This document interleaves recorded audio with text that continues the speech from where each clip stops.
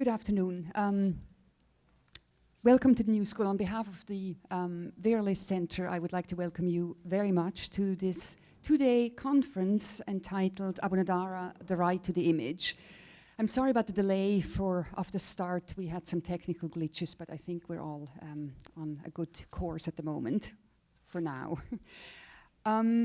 The conference is presented on occasion of the second Vera List Center Prize for Art and Politics, which is awarded to the Syrian film collective Abounaddara. My name is Karen Kooni. I'm the director of the Vera List Center, and I'll offer just a few introductory remarks on the whole conference, and then lead you into the first panel. The Vera List Center is the only university-based institution dedicated exclusively to exploring the intersection of contemporary art and politics, in the belief that the arts are expressions of the political moment from which they emerge and are also shaping those moments and providing new forms and articulations of political engagement. In this spirit, our programs, whether it's fellowships or lectures or panel discussions or exhibitions, highlight those moments when art reaches a public, when scholarship becomes public policy. The Vera List Center Prize epitomizes this belief. It honors an artist or a group of artists who have taken great risks to advance social justice in profound and visionary ways.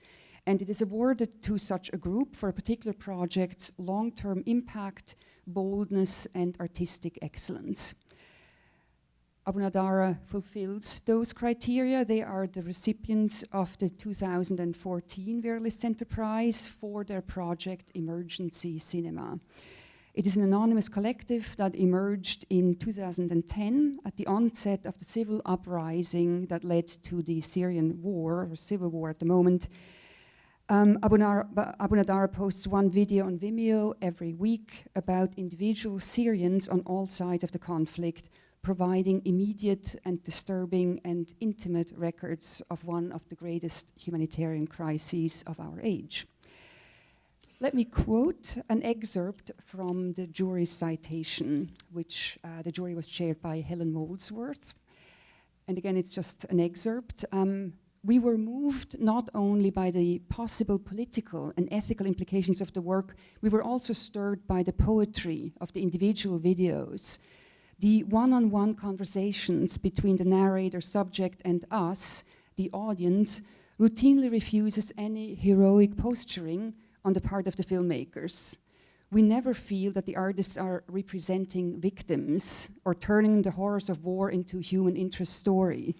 This open quality of the work largely stems from the intimate camera work and Abounaddara's construction of a Syrian landscape that is beset by tragedy and war, but not defined by it.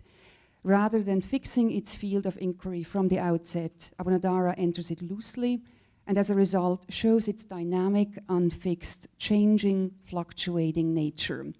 It is possible that in the age of the selfie, Abounaddara is at work on a new form of portraiture. There are other elements to the prize initiative. This conference is just one of them.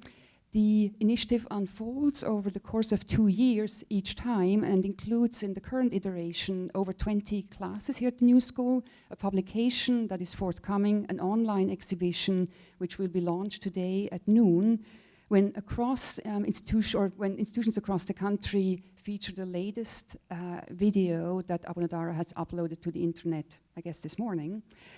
And then there is, of course, the exhibition at the Sheila C. Johnson Design Center, which opened last night and is open today until 6 and tomorrow from 11 to 6. I urge you to visit that as well. In other words, more than a single moment of recognition, the VLC Prize represents a long-term commitment by the center and by the New School to the question of how the arts advance social justice, how we can support, speak of, and evaluate and teach such work. The conference is thus structured as the unique opportunity to examine closely the work of the prize recipients. Last time it was Theaster Gates for his project Dorchester Projects in Chicago, this time Abounaddara. The conference, therefore, is not a conference on Syria, but one examining how the work of Abounaddara sits in the world, its nature, methodologies, and essence of the work, not the world. To that effect, or to that end, we've structured the first 3 panels of the conference today around 3 key moments or methodologies in the work of Abounaddara. The first one focuses on portraiture and representation, which is a theme going throughout the work. The second one at 1 o'clock, at 2 o'clock, is on appropriation and contextualization of images. And the third one is focusing on open-ended narratives. And tomorrow we'll broaden the look and examine issues of post-democracy and activism within that concept, as well as examining very closely the demand to the right to the image. Each panel is introduced by 2 to 3 short videos by Abounaddara, and the panelists then take it from there. Before I introduce the first panel, I'd like to offer my thanks to a number of significant partners in this whole undertaking. First of all, and first among them is of course Abounaddara, for engaging with us and taking the risk to be in an American situation, at an American institution for such an extended period of time. I'd like to thank the New School, who's made this project one of their own, and in particular I'd like to acknowledge Mary Watson, the Executive Dean of the Schools for Public Engagement. I'd like to acknowledge the support of the Vera List Center Advisory Committee, and especially the Sheila Z. Johnson Design Center for their help with the exhibition.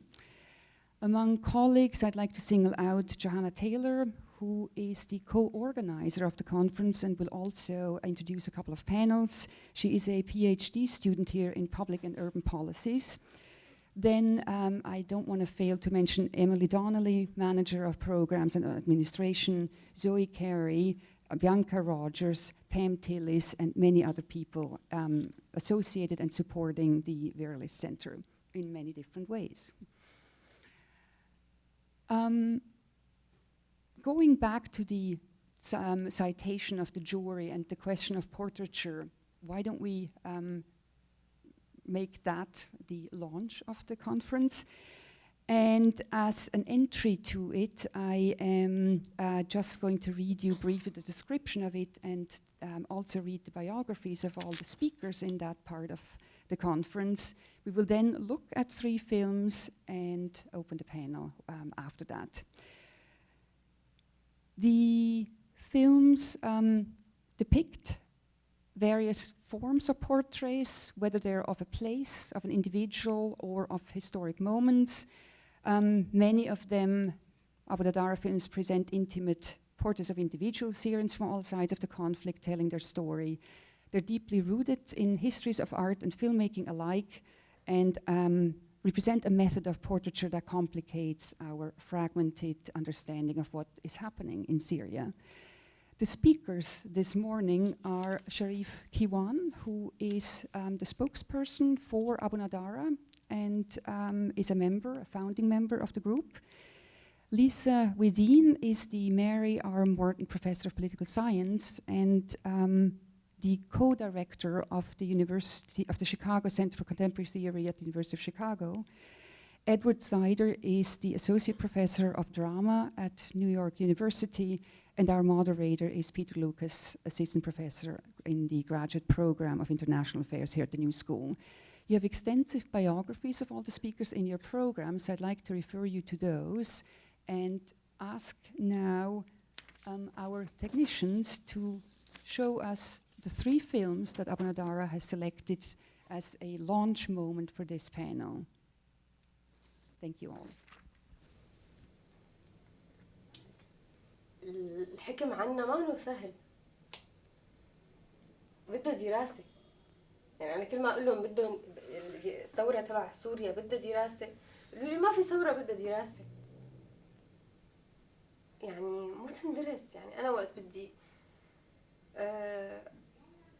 أنا كعائلة، إيمي كبلد، أنا أب وأم وأخوات،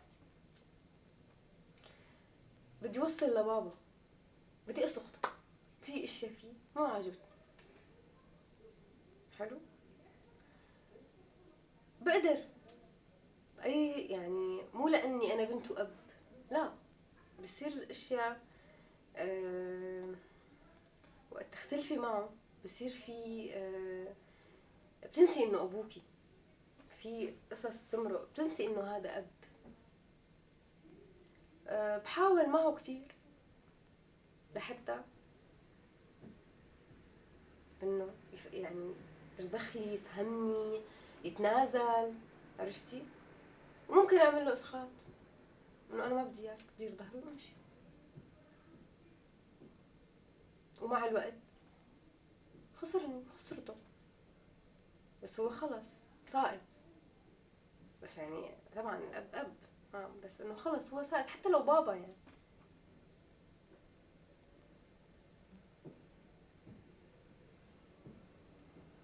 وكدولة فيك انزل انا على الانتخابات وقول انه انا ما بدي اياك، وانا واثقة انه بتنجح القصة. مش لحتى ما تنجح، ليش كتير واثقين انه الخوف يخليهم يرجعوا ينتخبوا.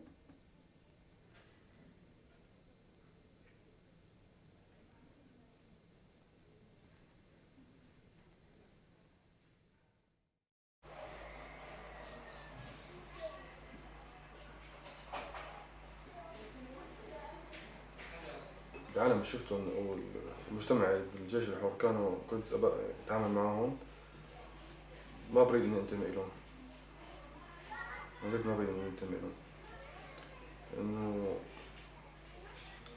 في أغلاط كتير. بس هو إني من حقهم، بس كحق يعني إنه حق بس ما هو مشروع بنظري.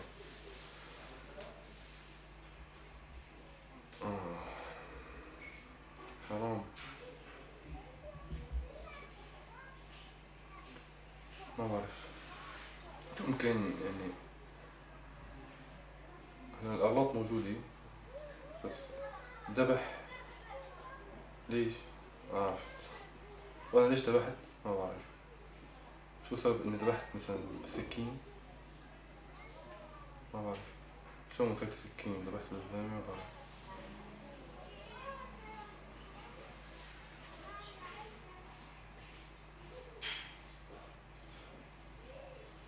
ذبحته وطلعت بكيت والله. ذبحته يعني جسدي ذبحه، ما روحي. إنه شيء صار يعني إنه انفصام، يعني إنه كل شيء لحال، جسدي لحال وروحي لحال. جسدي ذبحه، طلعت لبرا، روحي صارت تبكي.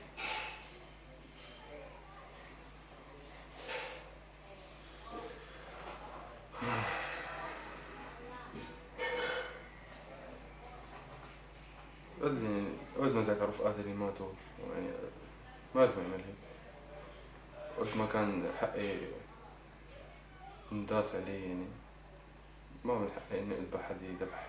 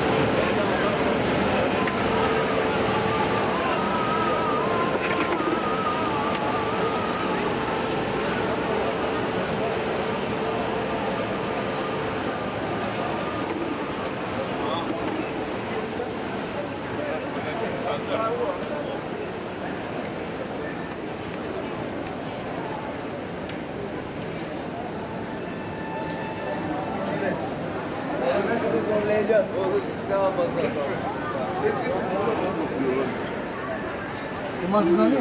Suriye. He? Şerbetçi ya? He? Ayşe. Ayşe. Baba gel bak. Ayşe. Aç elini. Ne yapıyorsun ben? Ya babasını vur. Yalancı acıtmıyor. Yapma lan, acıyor. Ulan. Sen vur bana bakayım. Vursana. Baba. Abi şey bitti hadi gönül çalmadı. Tamam vur sen. Abi o ne oldu onunla ya? Arabaya ya. Hadi gel. Hadi gel hadi. Biz nereye gitti o? Bak şunu araya gel. Araya gitti.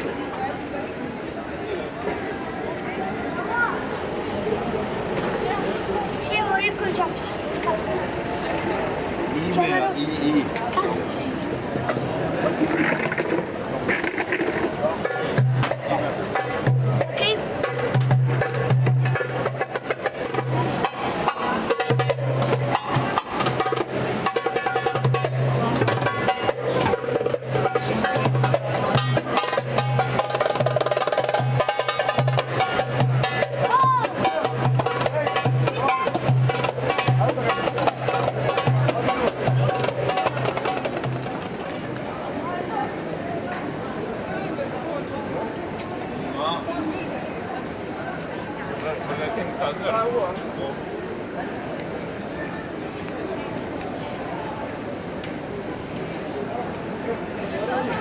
Arkadaş yazdım böyle.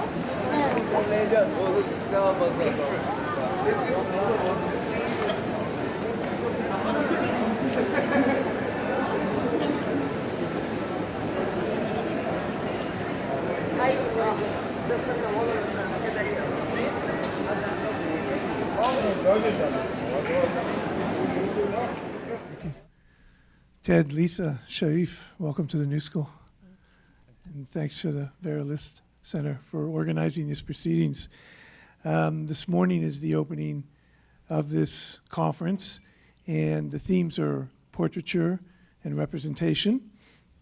And I'm sure that our speakers this morning are no doubt going to talk about the complexities and the possibilities of this kind of media resistance.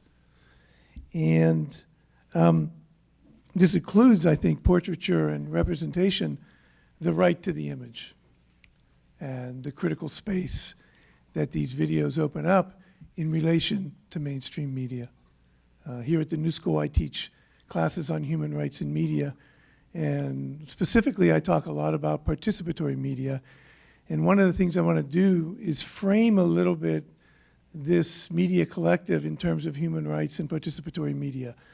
So participatory media, you might think of as an umbrella. And underneath that umbrella, there are movements such as indigenous media, youth media, citizen journalism, community radio, pirate radio, visual inclusion projects, digital inclusion projects, media with the elderly. What these movements share and what they have in common is that they are working against, they are struggling, they are fighting with mainstream media, dominant media, media conglomerates, stereotypes, media stereotypes, state media and propaganda. They're trying to open up a critical space against these kinds of media. The collective movements under the umbrella of participatory media are all steeped in human rights. And I know last night, Sharif, you were talking about the right to the image of dignity, an image of dignity.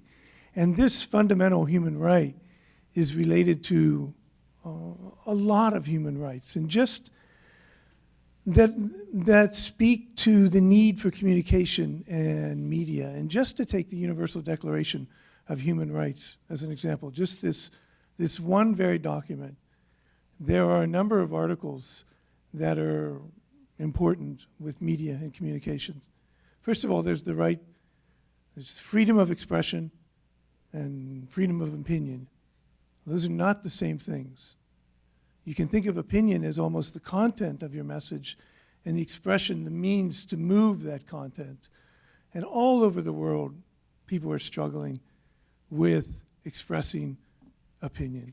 When you just, every time you turn around, journalists, bloggers, citizen journalists in China, Venezuela, Burma, most recently in Morocco, they're all being arrested.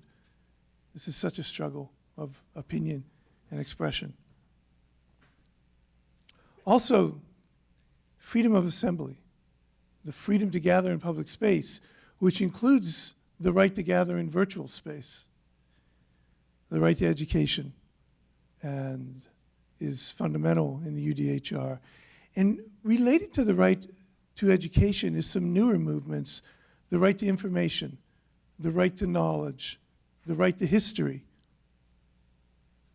In Brazil, for example, they just recently passed a law on the right to memory, which mandates that the archives during the 20-year dictatorship must be opened and examined, including the sessions of torture, all those transcripts. These are really fundamental rights, knowledge, history, memory. Also related is so-called personal freedom rights. The right not to have our email looked at, the right not to be tracked online, the right to construct your own image. These are critical human rights issues today. Also, there's this Article 27 at the end of the Universal Declaration of Human Rights. It's my favorite article in that beautiful document. Article 27 says, everyone has the right to culture, and everyone has the right to participate in the cultural community. But the back half of that article says that everyone has the right to share the fruits of scientific advancement. What that means is that in terms of participatory media, is that everyone has the right to cameras, everyone has the right to computers, everyone has the right to open source software, everyone has the right to construct their own image and traffic it in the international circuits of media. One of our themes this morning is participation. And I take it that means that everyone has the right to participate in media. Everyone has the right to construct their own image, tell their own stories, and move those stories through international media.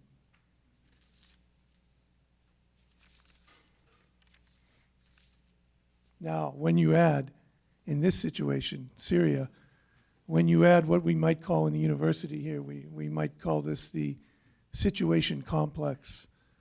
When you add war on all sides, and displacement, and refugees, and emergencies, and crises, you get a very complicated situation. And this media takes on the role of critical resistance. It's really fascinating because it evokes criticism.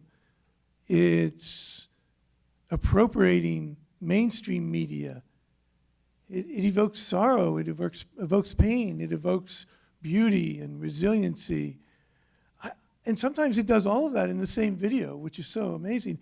The thing I really like so much about these videos that is going to be the focus of the panel this afternoon is how they're open-ended, which leaves a space for an interpretation. So the viewer, she has to interpret these videos herself.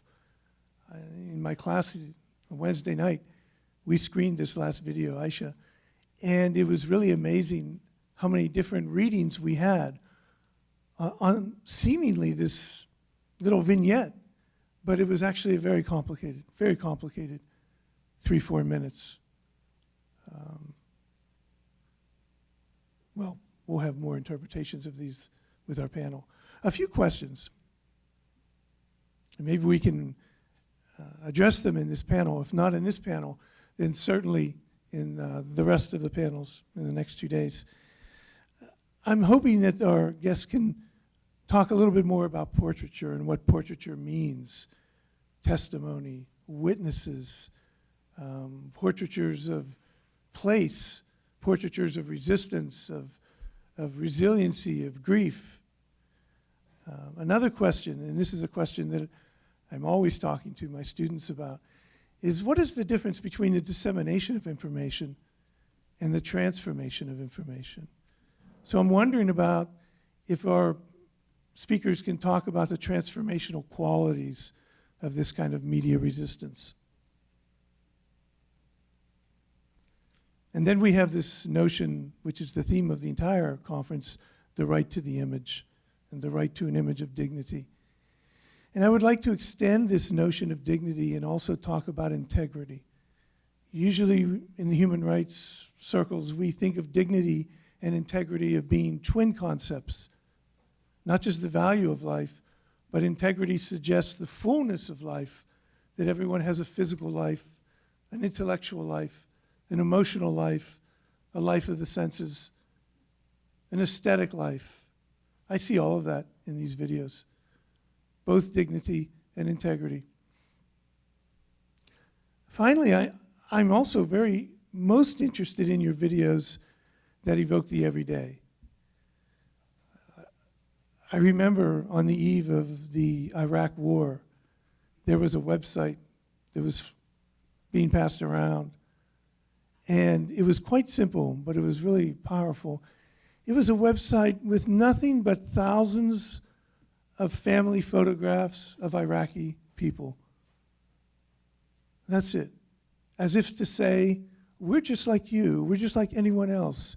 We have dinner parties, we go to the beach, we have vacations, we take walks on Sunday afternoon. It was just thousands of snapshots. Well, that site came down, and we know what happened after that, the kind of media representations of Iraq that followed, Sharif and the collective. Thank you so much for creating an alternative to dominant media on its representation of Syria. And with that, I'm going to pass, who's going first? Ted, are you going first? Sure. I'm going to pass the mic to Ted. Thank you very much.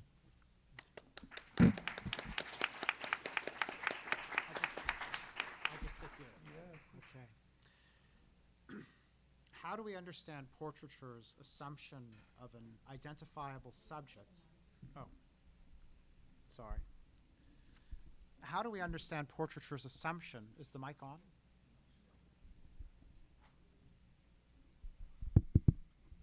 Yeah, okay. How do we understand portraiture's assumption? Everyone's going to be very well versed in my first sentence. Please, recite it back with me. No. How do we understand portraiture's assumption of an identifiable subject in a project shrouded in anonymity and grounded in the idea of an as yet unfulfilled project of national becoming? Is it a portrait if the goal is to obscure rather than reveal the identity of the sitter? We might respond that the subject of these portraits are not singular human beings, but the web of social relations that connect citizens.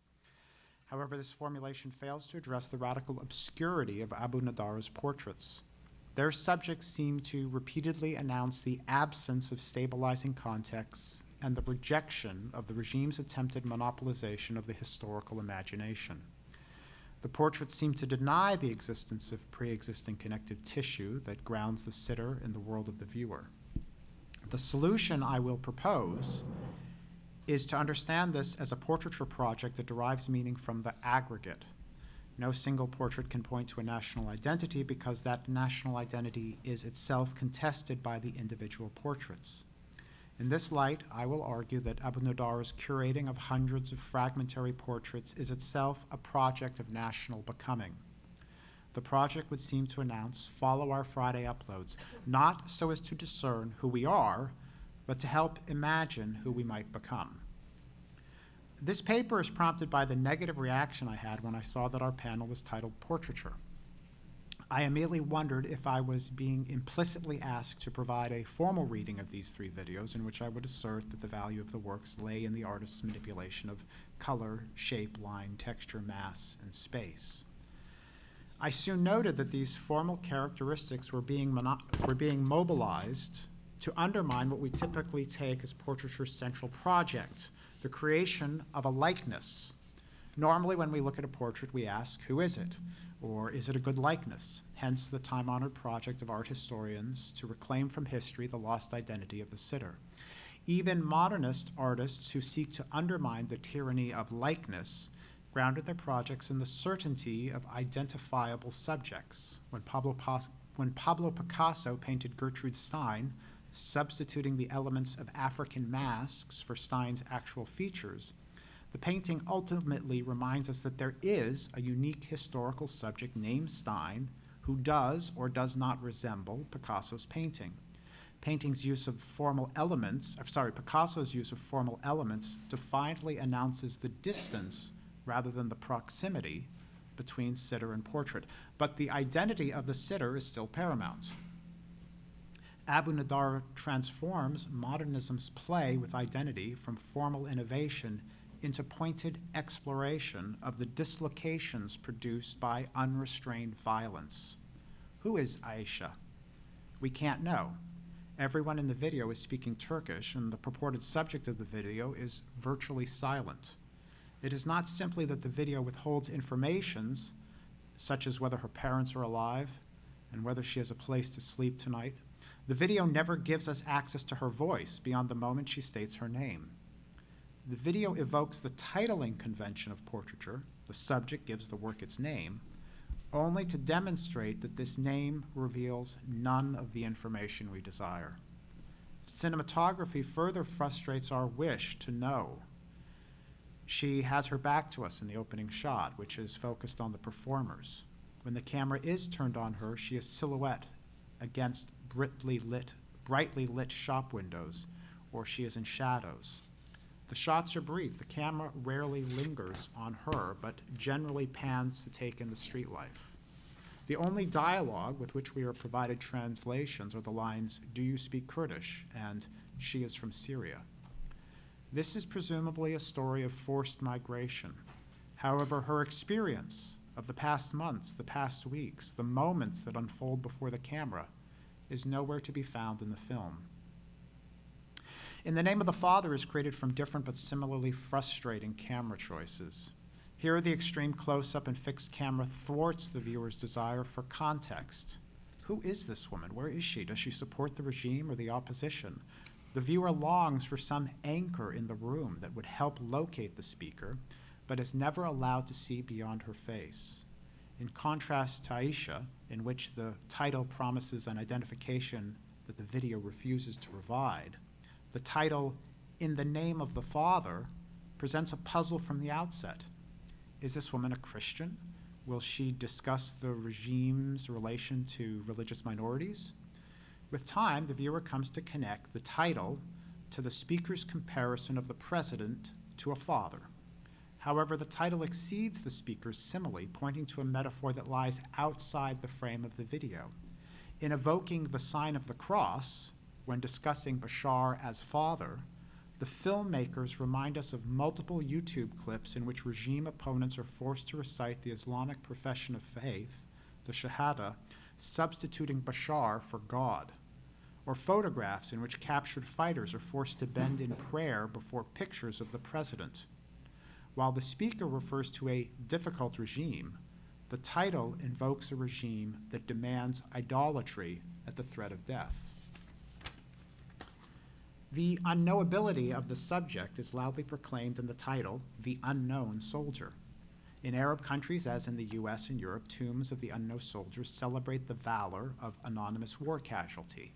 In actual tombs, rather than cenotaphs, which are more common, the monument announces that we can never know the identity of the interred body, the full story of his death, or the identities and deaths of countless other soldiers who died defending the nation. Instead, we honor all who died through the arbitrary selection of one body for burial. This is the function of the unknown soldier. The contradictions in the title of this Abounaddara video are obvious. This soldier is not dead, though he worries about the deadening impact of violence. He describes a disassociation in which his soul leaves his body in the moment of killing a man.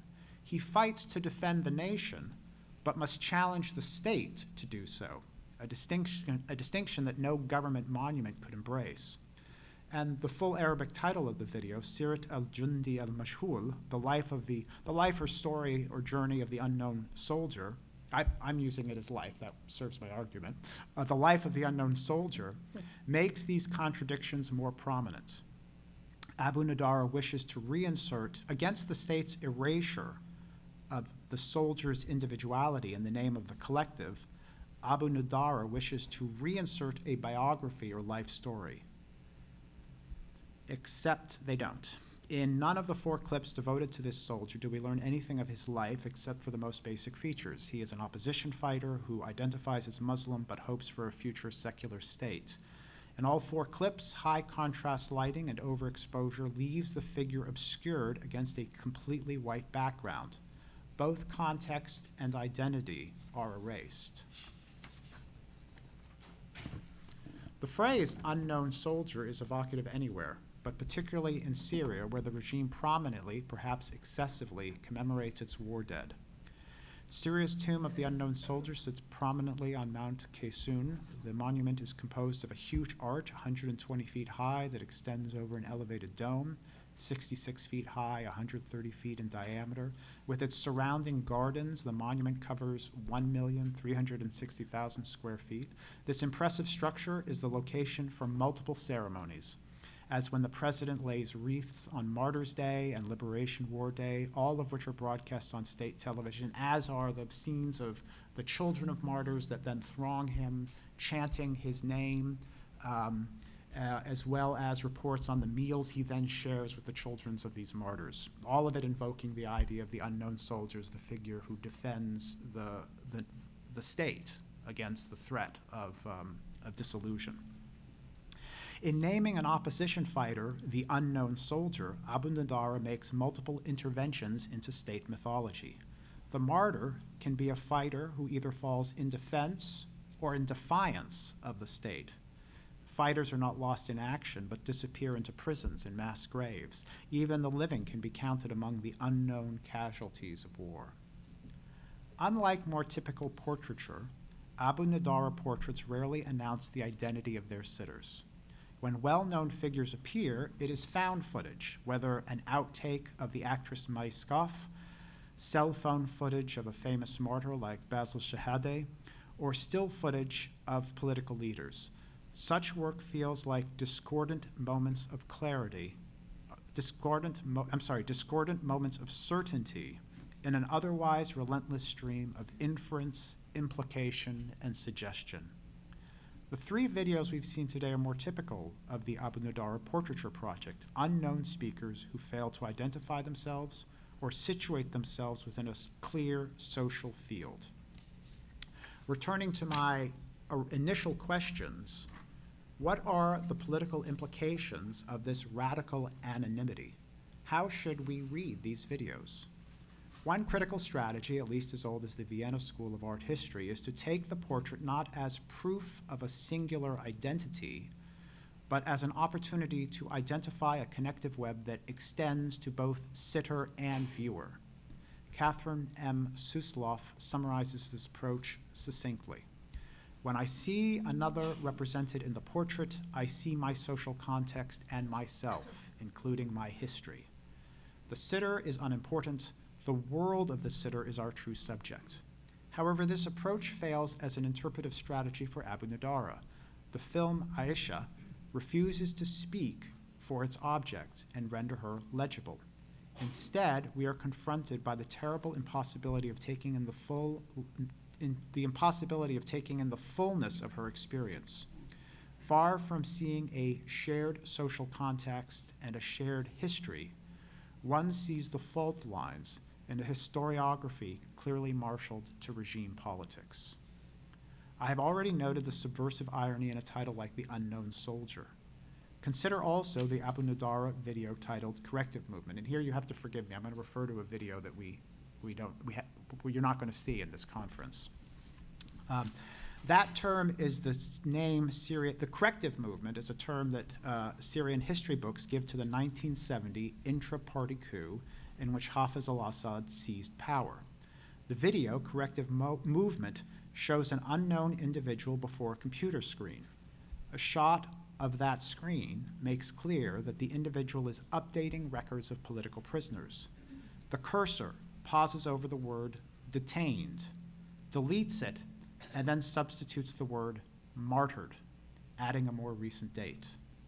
In this moment, the historic graphical project of defining the regime's rise to power as a moment of ideological correction or pragmatic realignment is conflated with the violent oppression of democratic opposition. The video rejects received histories, substituting what Benjamin refers to as dialectical images, in lieu of a temporal or continuous relation between what is past and what is now. The Abounaddara video conjures an originating moment of state formation. It names the moment the regime first staked its claim to the monopoly of lethal force, and then layers that moment into its existing exercise of that monopoly. Where does this leave us then? I would like to close with a speculation. These videos are not simply about documenting life in the midst of total war. They are not about the disintegration of a nation. They are radical attempts to imagine a nation from the chaos that ensues from total war. Benjamin shows us that as long as violence is used only to protect states, what he calls law-preserving violence, or to transfer state power between parties, law-making violence, oppression will persist. Benjamin posits a third way, a vaguely defined divine violence, the violence of true revolution. Many have debated this phrase. What if, for the purposes of this discussion, we imagine divine violence as the energy unleashed when thousands with cell phones and video cameras transform the debris of war into countless claims on the right to name the nation? Abounaddara invites us to imagine divine violence as the violence of national becoming, and videos as opening salvos. Thank you.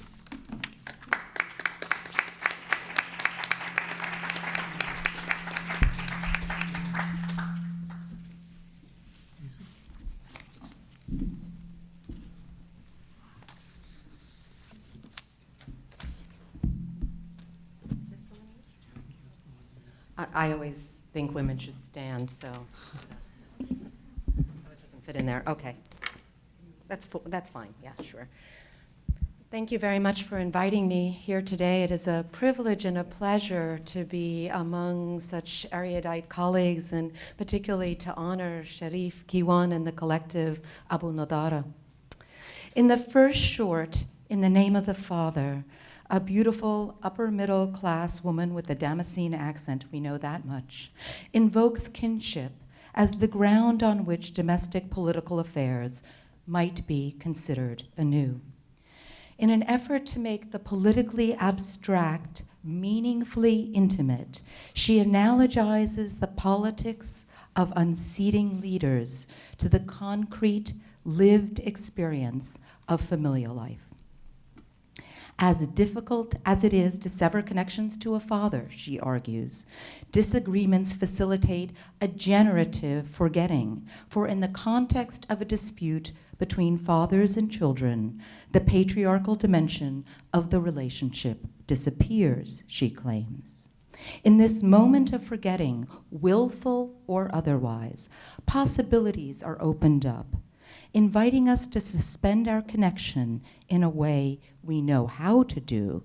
She beckons us to seize a freedom we already understand how to enact.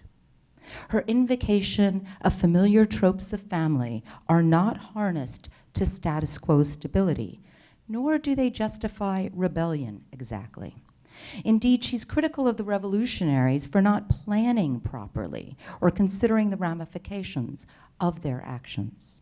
But metaphors of family do give the viewer an example of an iterative, ordinary context within which we can imagine a scenario for questioning authority. In political theory, as well as in regime rhetorics of the past, including Syria's, family metaphors often operate to represent idealized relations of domination and membership. People are enjoined to imagine themselves in relation of fealty to the leader. The woman in the film does not question the metaphor as such, but she does suggest that its implications are more complicated, as capable of being used to topple authority as to bolster it. She then adds somewhat abruptly that in the context of Syria, where the expectation is that people will vote for Assad out of fear, Syrians might overcome theirs rather than act on it, just as a daughter can choose to set aside her filial role in the context of a disagreement. So too do elections, she argues, allow voters to replace the father leader. In this view, elections become the mechanism for the political family romance, to borrow Freud's felicitous term, rather than revolutionary patricide. So recall that Freud originally used the phrase to refer to a boy's neurotic fantasy of getting free from the parents of whom he now has a low opinion, and of replacing them by others who, as a rule, are of higher social standing.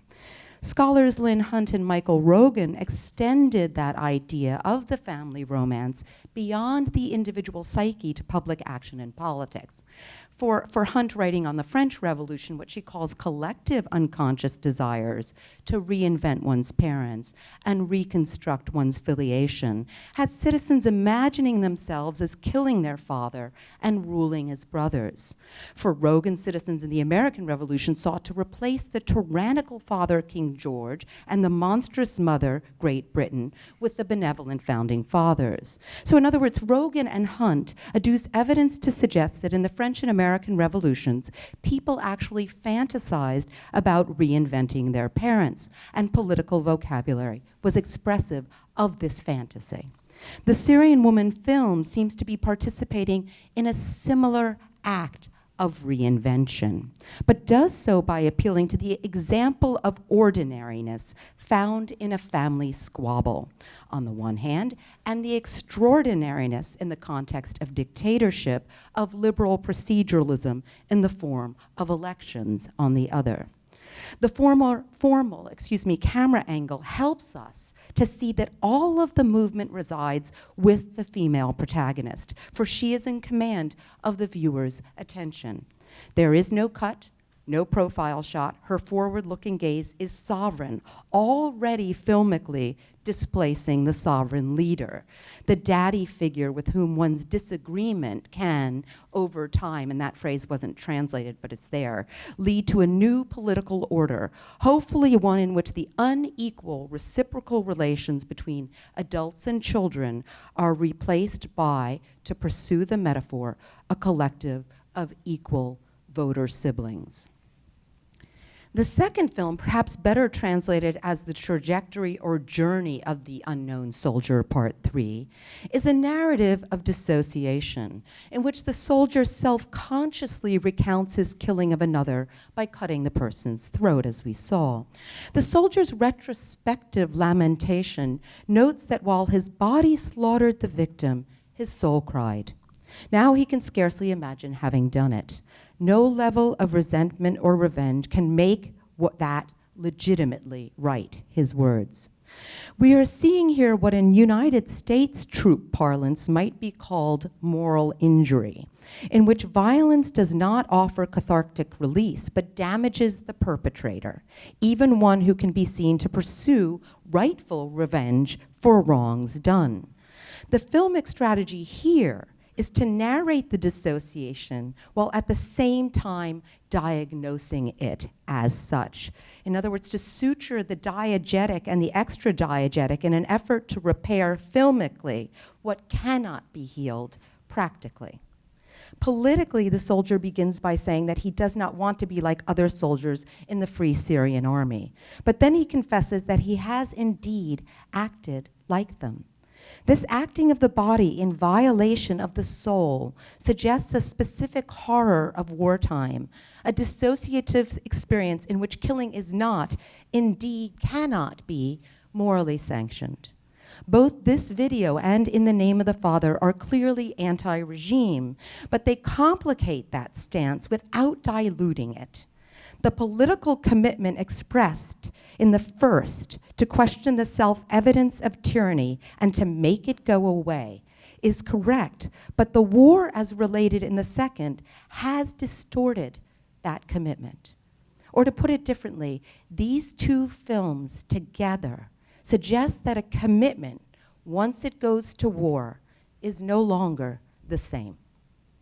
It's important to note that this film is the concluding part of a 3-part series, which gives the viewer a sense of the unknown soldier's evolution.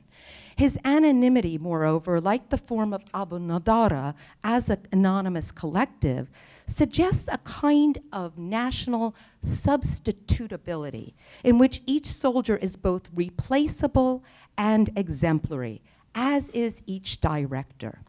Part 1 establishes that when the soldier, and these are the 2 parts you didn't see that lead up to the 3rd part.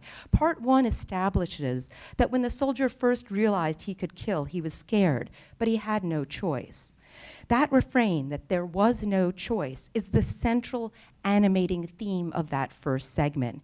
He had to protect his family. He knows it's wrong to kill, but he had no choice. He fears God, but he had no choice. The regime left him with no choice. Part 2 describes his experience of entering a home where children had been lying dead for some days, and there's no obvious cause of death. The soldiers were looking for food and water and just happened into the dwelling. In his search through the house, he bears witness to a mother's love for the son she cradles, both dead. He tells us that the buildings to the back of the house where he and others had been fighting were besieged by the Assad regime's army, and he cries as he recalls the terrifying experience, part of a relentless nightmare in Syria's central city of Homs. It is a war that is both disorienting and suffocating. The family couldn't open a window. There was literally and figuratively no breathing allowed. Those are his words. These 2 segments lead us to part 3, which we saw, in which the soldier has become knowingly dissociated from himself. As with the work of other filmmakers, such as the experimental director Khaled Abdul-Wahid, the point of this film is to depict how the experience of war has caused protagonists to cease to recognize themselves and to lose their capacity for political orientation. The promising possibilities of a common world put forward in early days of the uprising have been crushed by violence, and the soldier, like the director, seems to be involved in a project of repair, an acknowledgement of war's horrors without a recourse to the sentimentality or the seductions of what Rohit Goyal has called war porn. Indeed, the Abounaddara collective has been keen to oppose the seductiveness of suffering's optics, preferring in this clip to tell the story of a perpetrator who is himself a victim of war's dehumanization. But the broken soldier may also be reclaiming the capacity for politics by turning to speech and repudiating violence. In a situation reminiscent of Isaac Dineson's memorable observation, reiterated by Hannah Arendt, quote, "All sorrows can be borne if you can put them into a story or tell a story about them," unquote. And this trilogy seems to be the soldier's attempt at restoration, to make whole once again parts of himself that have been prized apart by war. The 3rd and final film, Aisha, highlights a message common to Syria's 4.5 years of uprising. In an ideological struggle over who stands in for Syria, it has been children who have offered up a vision of innocence in the face of the regime's overweening political power. Children have signaled, since the uprising's inception, the disruptions of generational change, unmet aspirations for the good life, and the affronts to dignity, karama, that the regime both effected and attempted to conceal. Abounaddara has recently come out against the circulating of overt images of cruelty as a form of protest in its own right. And films like the 3 we've seen here are another way of bearing the brutality by bearing witness. In the case of Aisha, we bear witness to the fact that those who have lost the most are arguably displaced children. The camera allows first us to see the girl's back and then her face, and then we glimpse her in profile, watching her watch buskers drumming in Istanbul. We, like she, are bystanders to the event. But of course, unlike her, we can lament her situation and go home while she remains on the streets, marginal, unintegrated even into the ranks of the dispossessed. This film manages to avoid participating in the kind of maudlin sentimentality that Abounaddara generally disavows. The absence of a soundtrack, save the thrum of the drums, the film's grainy footage and its correspondingly opaque political messages help forfend against charges of melodramatic didacticism.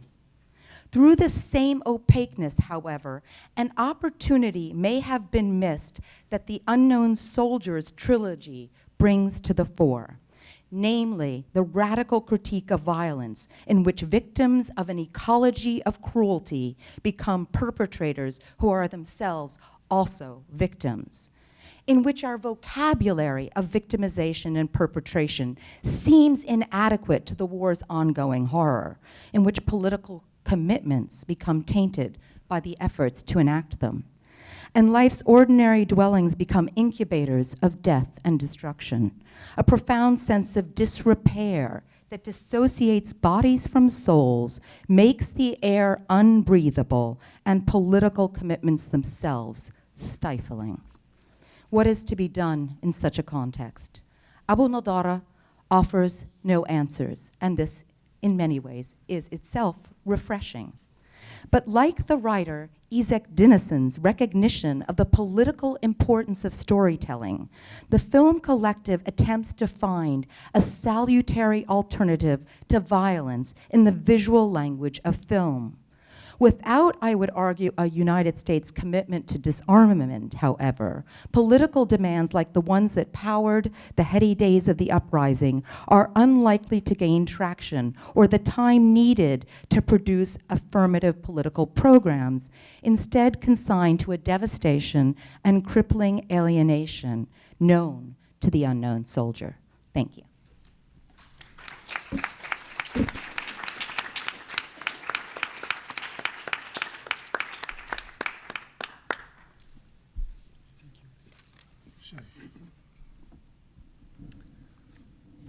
Well,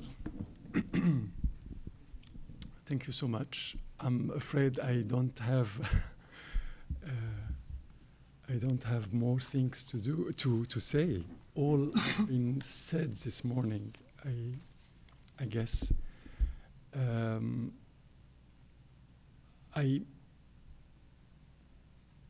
I wish I could not speak about Syria, because our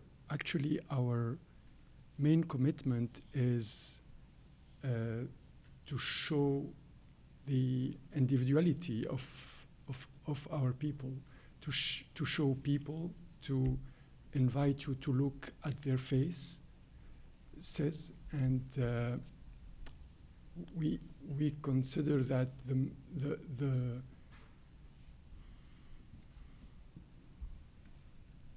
if we want to resist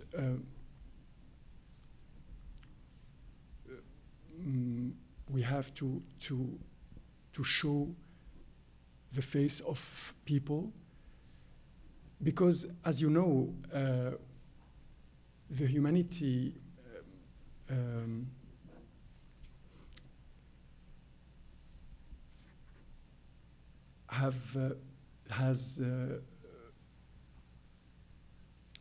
the Nazism showed us that when you suppress the humanity of people, you accept their death. The Nazi regime, let's start with that. The Nazi regime declared one day that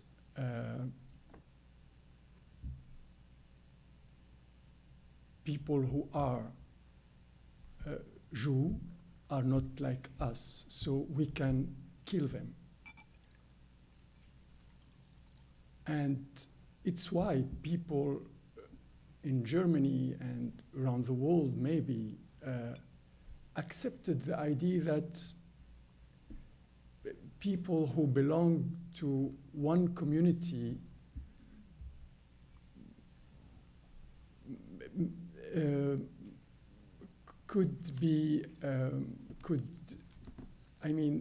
we consider people as a community when we accept to reduce people to their collective identity, supposed collective identity. You can accept many. You can accept that those people could be suppressed. So here is the beginning. It's why the Declaration of the Human Rights you've mentioned began with the word dignity, whereas the recognition of the inherent dignity and the equal and inalienable rights of all members of the human family is the foundation of freedom, justice, and peace in the world, etc., etc. So, how to translate this word dignity when you are a filmmaker? Our society, the Syrian society, was totally invisible before the revolution. The image of our society was shaped by the regime or by the media, mainstream media. Both considered that or represented the Syrian society through the angle of geopolitics or religion or so you couldn't, as a viewer, you couldn't, even in Syria, see people, see the individuals. You just know that in Syria you have Muslim, Christian, Sunnis, Alawite, and so you couldn't interact with people. You couldn't share with them your humanity, and you could consider them just, I mean, like Muslim in Tunisia, Egypt, Indonesia, maybe. So, and here is the danger we had to deal with. We wanted to represent our people accurately without this interference of religion or geopolitical media of the regime or the media. So when we started, we wanted to just show people, individuals, and finish with this invisibility and oblige the viewer to consider people in the same way that you consider your own people here, and it's why it's very important what you called portrait, but I don't know if it's an appropriate term. I wonder, like you, Ted, if the term is quite accurate, because we wanted just to focus on the individuals, but in the same time open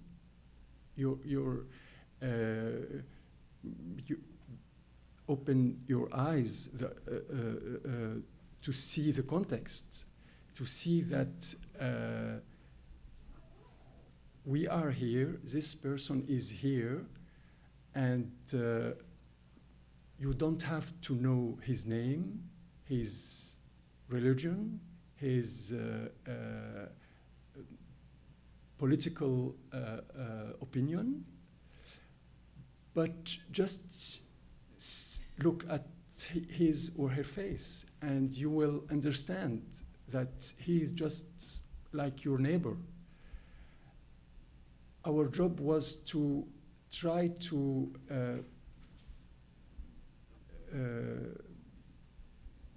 make that those people become closer than you, of you. So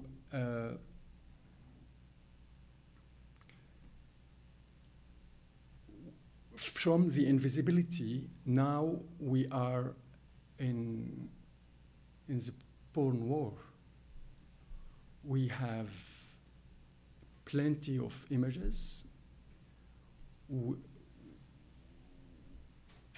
mainstream media told us, finally, you are going to discover the truth. We are going to show you the war from within, and you are going to see the images made by the Syrian, authentic images made by the activists.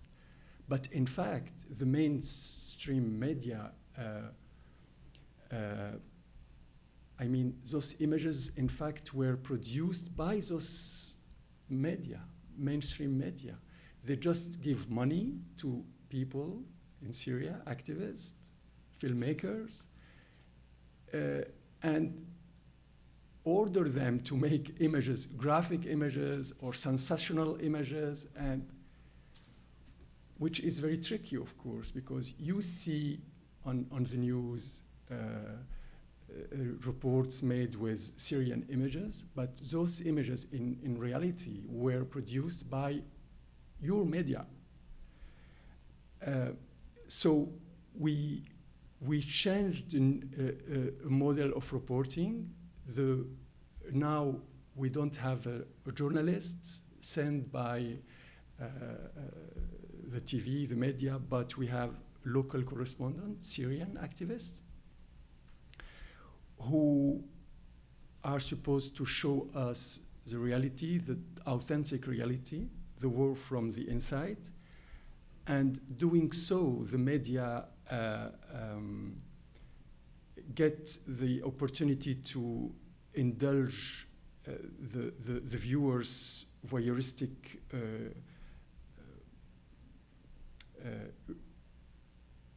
voyeurism without respecting the journalistic or legal or ethical guidelines related, for example, to the right to the image. So here we are now. We have plenty of images, but just like when we were totally invisible, we don't see people, and we accept that those people are being killed, are being suppressed since five years. So again, as a filmmakers, independent filmmakers, we don't work with any producer or TV or media. We are not funded by them. What to do? We are, we know our society is being destroyed, dislocated, but our job is to build a new framework that could integrate those fragments, those piece of destruction. I love what you said, Ted, about the becoming identity, because it's exactly what we try to do, is to say that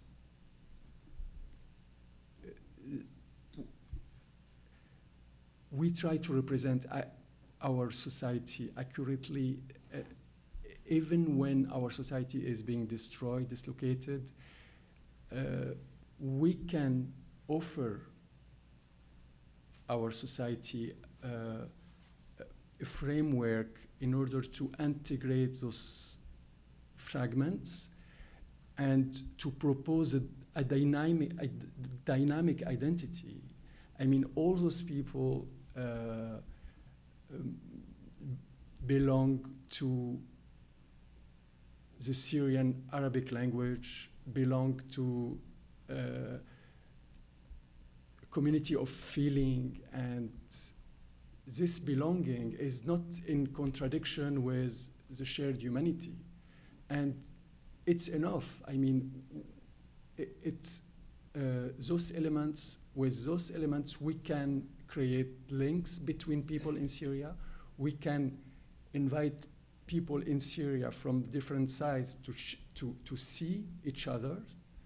And we can also give you the opportunity to see us as individuals again, and share with you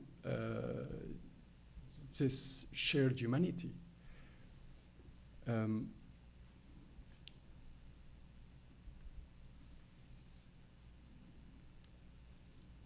So, Lisa, you've mentioned a very important idea, of course. I may call this the social link. الرابط الاجتماعي, social link, yeah. So, or connection. Exactly. When we invite you to focus on individuals, we want you as a viewer, Syrian or American or European, we want you to feel that even now, after 5 years of war and destruction, we are able to be together. I mean, those people in our films, in our weekly films since 2011, we represented people from really all the sides of the society. We have Islamists, we have communists, we have, I mean, of course, Christian, Sunnite, Alawite, etc., etc. And all those people, sometimes they are enemies. They cannot sit and discuss together. But they all love our films. They share our films. And we are very, very proud of that. And we think it's the duty of the media, their responsibility is to offer such an opportunity to defenseless people. We are totally defenseless. To offer them the possibility to be together in the image and to be dignified, instead of showing their bodies, murdered bodies, injured bodies, and which is, again, it's porn. It's not acceptable. I mean, as a model of information, porn is not acceptable. And we have to find a way to say clearly that there is a difference between information, between compassion, and porn. So stop porn, look at the faces of the people, and see that it is possible to inform, to share with people many different feelings, and that's it. Because then we can share and respect each other, and we can understand what is going on in Syria. What is going on in Syria, it's a crime against humanity. Stop.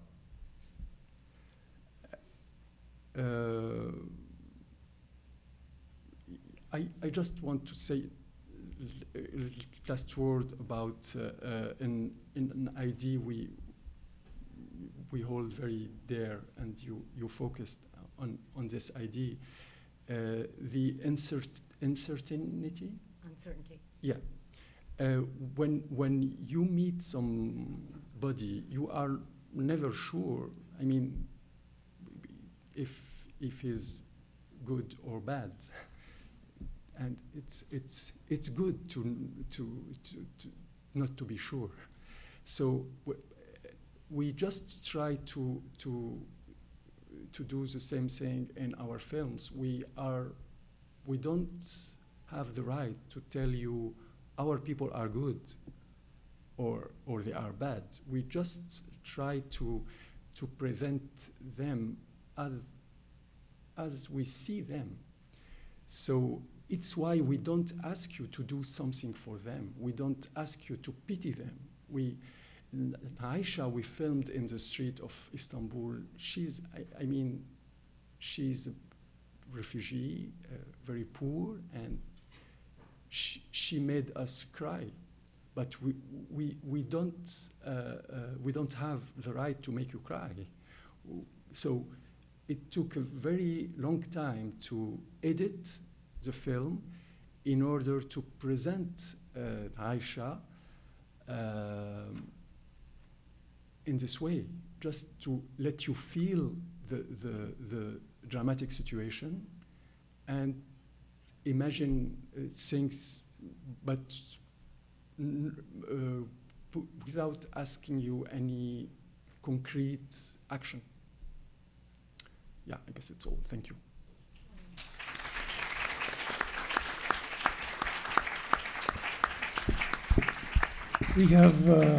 We have almost 30 minutes, and I think what we should do now is open up to any questions from the floor for our guests here this morning. Did we have a mic in the audience somewhere? Yeah, great. I have a question right up front here. I have a question about the group of filmmakers. Is it always growing? Is it it's anonymous, but does it continue to evolve? I'm sure it does, but yeah. Or is it a set group? No, we are everywhere in Syria. Yeah. We are many. We are very rich, very powerful. Yeah? Yes. Yeah. No, I mean we want you to believe that, to imagine that, but in fact we are not so many. But again, we don't need many means to do around 300 short films. We've never been funded, and you just need to believe in dignity. You just need to believe that it's very, very important to defend dignity. And I swear it. It's the only thing which made us work and keep going filming.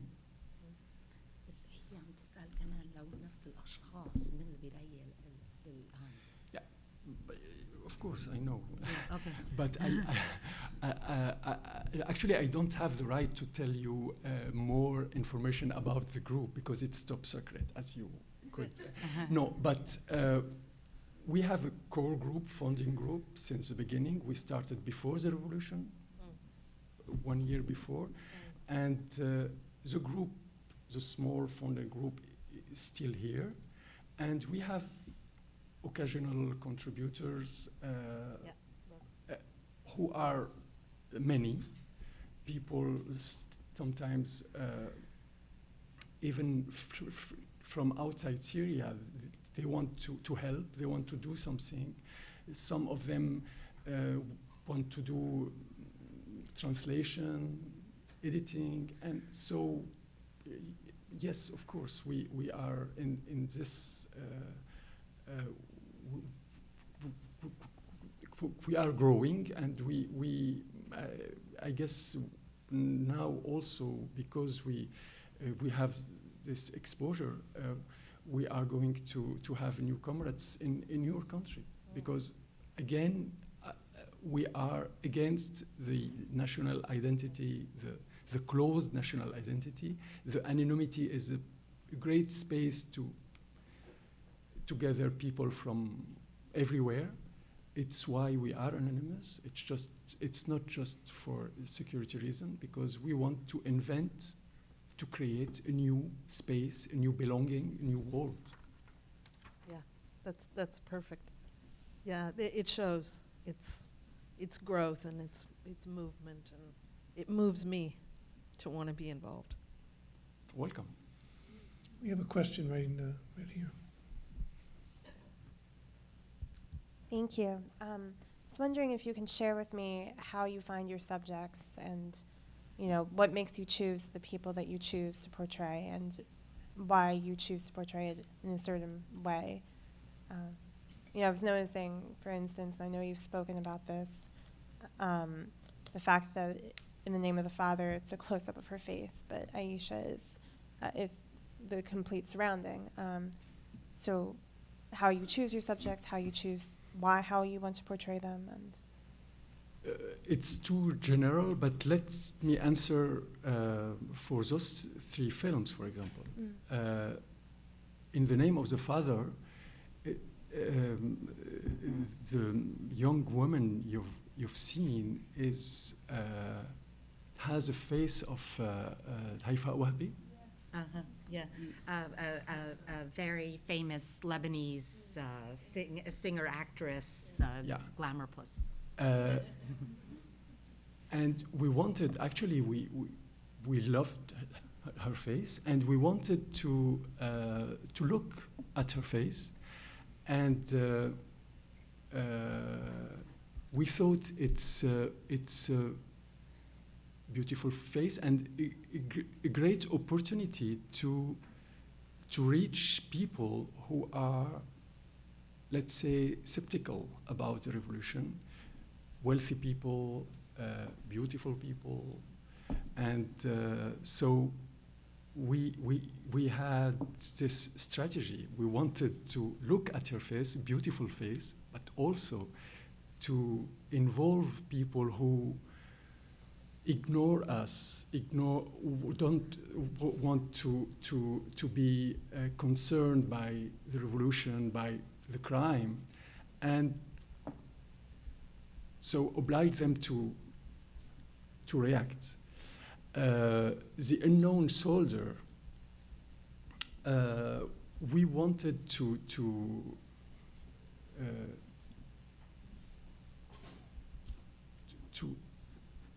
speak with the fighters, since the beginning. The group came from the pacifist الحراك السلمي. Yeah, we are all pacifists, but we understood that the revolution is turning in war, so we wanted to understand what is going on when we are fighters,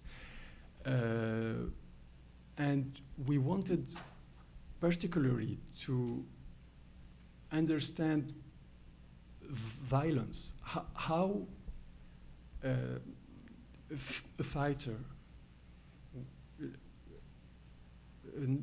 no matter if he's with the regime or against the regime, how a fighter could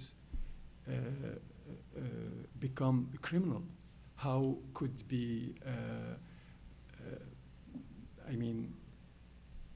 get out from the humanity.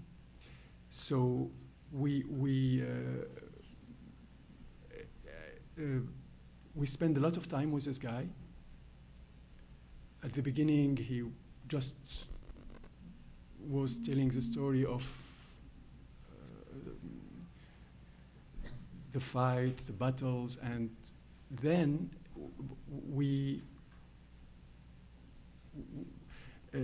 he began to tell the truth.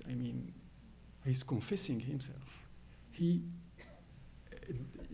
Because he trusted us, he decided to confess himself, and so we wanted that. We couldn't be sure that it is possible, but when we started to work with fighters, we wanted to do that, and he offered us the opportunity to do that. And Aisha, because we wanted to represent the drama of the refugee, and So, but generally speaking, we try to escape the media temporality. We are with our people, with our civil society. We want to protect them, to protect their dignity. So, and if media are interested on, I don't know, Russia and Iran intervention,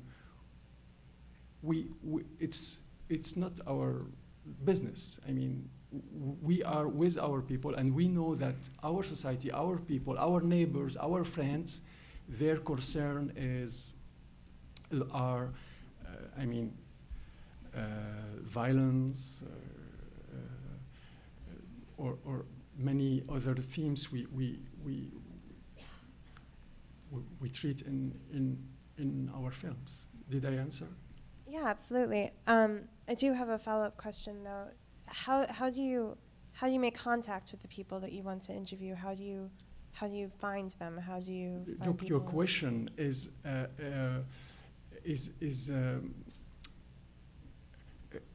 the question is, it doesn't make any sense for us because we are inside. We are.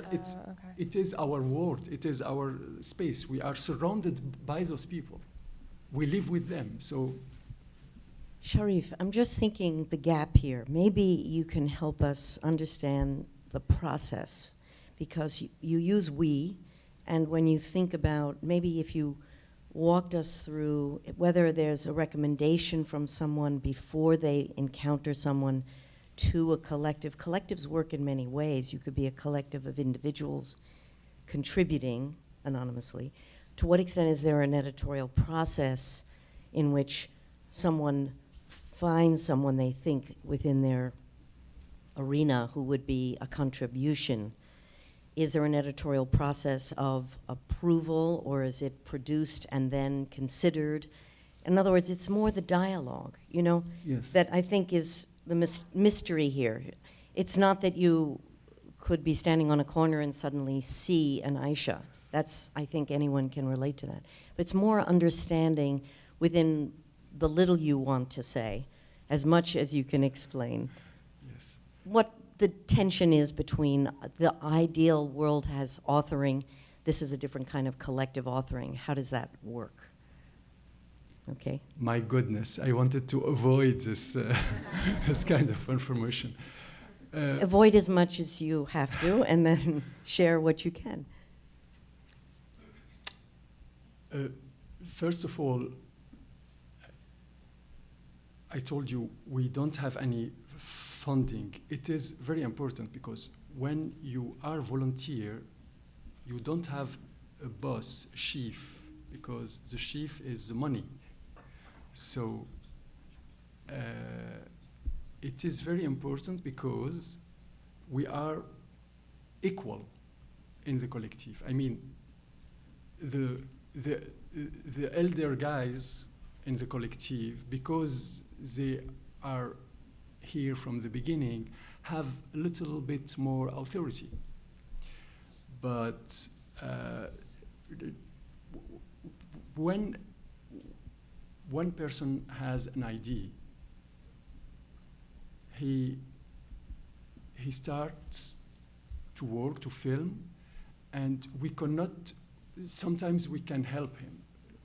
The comrade who made The Unknown Soldier, she told us,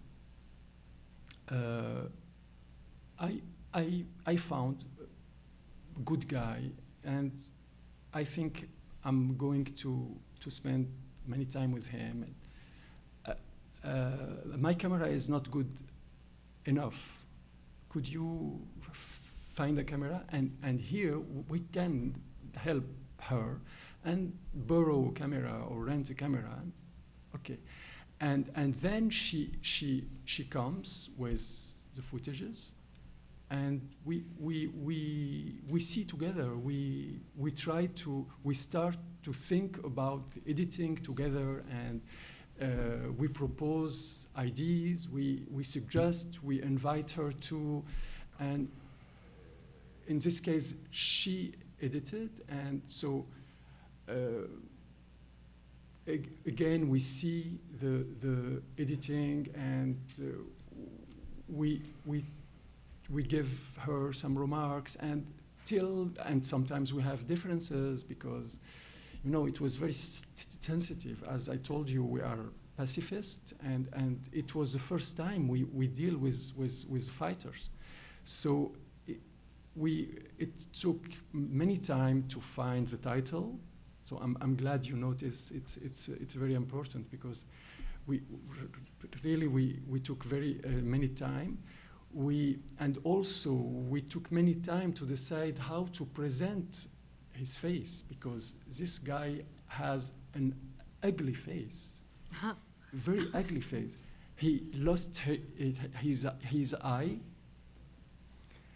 and he wanted us to film to film his face. Some of our characters want to be protected, to be veiled, but this guy was okay. So we couldn't accept this image, because if I show you his face, I mean, you will either pity him or detest him.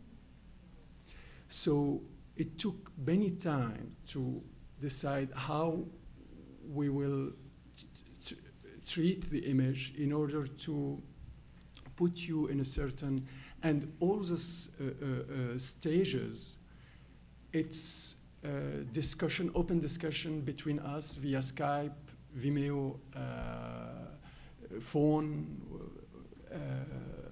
So I don't know how to give you more information. It's how we work. No, that's very helpful. Thank you. Yeah. Are you okay, Suzanne, with that? Thank you.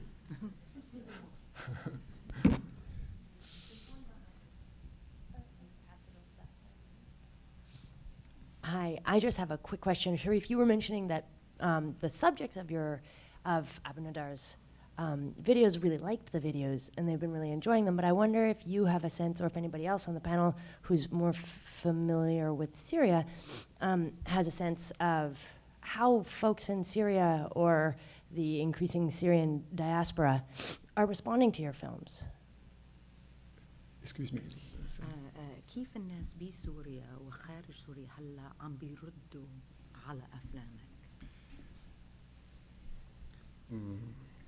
Difficult question also, because to be honest with you, we are criticized because we don't show the awful things. What I can see, it's people we film in general, they are very grateful because they look beautiful in the films, and they are really deeply grateful. All of them were friends or neighbors, or they became our friends. So people are very proud of their image, but Syrian in exile, let's say, for example, when we screen our films, even in Beirut, we've been criticized because some of our countrymen or women consider that it's not enough, and we have to protecting dignity for them is a kind of censorship. So it's quite difficult. We try to, because all of them, many of them, let's say, have the sense of culpability because they left Syria, and they feel powerless. So I guess there is, yes, again, a gap now between people in Syria and people outside. At the beginning, this gap didn't exist. we received all the reaction we received till maybe 2013, where, I mean, we couldn't know if people were in Syria or outside via email, for example. But now we know immediately that in general people outside criticize this aspect and want us to show more. Let's go here. Yes, thank you very much to Sharif for the witness. Also, thanks for the panelists. It's a remarkable discussion. I'd like to ask a question maybe to all panelists, but maybe to Professor Widin and Sharif Kiwan is the question, the second word of the panel. It's portraiture and participation.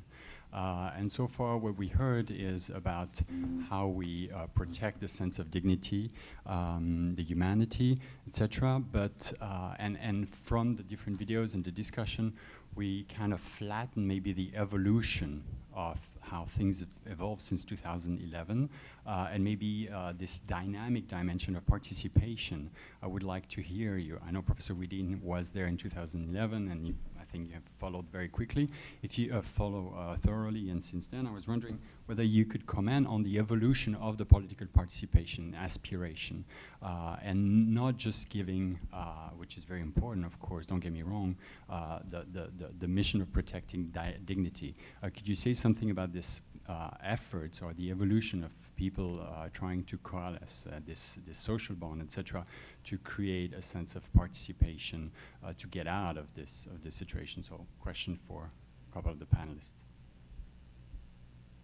Oh, please go ahead. Go first. No, please. Really? Okay. It's an excellent question, and one I can't do justice to in the short minutes that we have, but first, just more basically, and then to Sharif and the collective's work more generally. But in terms of the evolution of political participation, even in 2011, it depends where you were, right? The first year and a half can be understood primarily as instances of peaceful protest.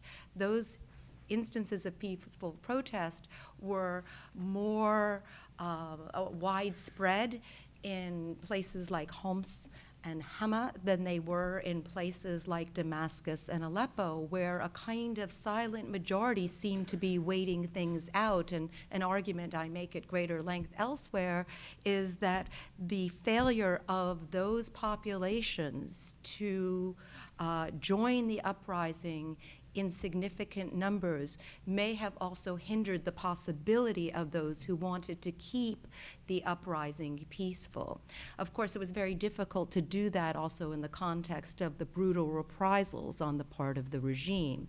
But that silent majority, those people who were tethered to a kind of good life, the people who are the addressees to some extent of in the name of the Father, as Sharif Kiwan brought to our attention, those folks, it seems to me, were, for reasons of not simply opportunism, but more generously a kind of ambivalence, were not as willing to take to the streets. And the fact that the two most significant, most populous cities were not participating did matter.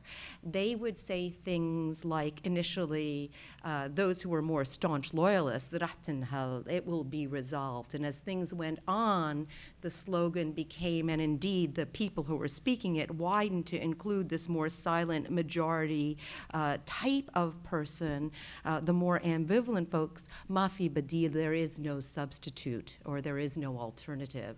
It seems to me as the violence has exacerbated and the possibilities for peaceful resistance have basically become nil, or in small pockets of territory for some points in time, but not something that can be widespread at this point, that sense of there is no alternative in some ways has gained traction. It's complicated though, because even loyal supporters, their kind of endorsement has frayed over time as the regime has been unable to secure its own idealized promises of the good life. And by that, I don't simply mean economic prosperity, but I also mean a kind of coherent national collective and the fantasy of multi-sectarian accommodation. So getting back to the collective as well, what I would want to say about that, and I think this follows nicely from Professor Zeiter's comments earlier, that to some extent what the collective is doing is performing that kind of national becoming. As the national collectivity, whether it's the idealized version of the regime or people in the opposition originally, as those stories of national belonging are challenged both empirically on the ground by violence and through a number of discursive means as well, it seems to me that the collective is offering a kind of alternative, an alternative rooted not in the truisms or slogans of certainty of old, but in this kind of experimental work that also, in fact, does undermine or challenges the genre conventions of either fiction or documentary. And it's the blurring of that boundary that in part is what is performing a new kind of collectivity, whether it's national in some respects or appealing to a common humanity in other respects. If I could just add, I would just note that the creative resistance movement, while not as widespread as previously because of the amount of violence, does continue. There are certainly, Kafr Noble and other, Kafr Noble, the village of Kafr Noble in the north, continues to post its work that is being done there, that in the streets of Damascus there continues to be graffiti art, there continue to be stencils of Sultan al-Atrash and Kawalti and other figures that are being presented as alternatives to the existing stalemate. So there aren't the kind of widespread demonstrations that were happening in 2011 because so much of the country has been bombed. But there are individuals who are finding opportunities to articulate differences of opinions. And I would say that in some ways it feels as if a kind of tyranny of fear has been cracked, and whatever the future will hold, it will be different from the past. I mean, that much is clear, and it's precisely because of organizations that individuals, part of collectives, but also as individuals who have claimed the right of self-representation. May I add just a small answer? As a filmmakers, we've noticed since the beginning that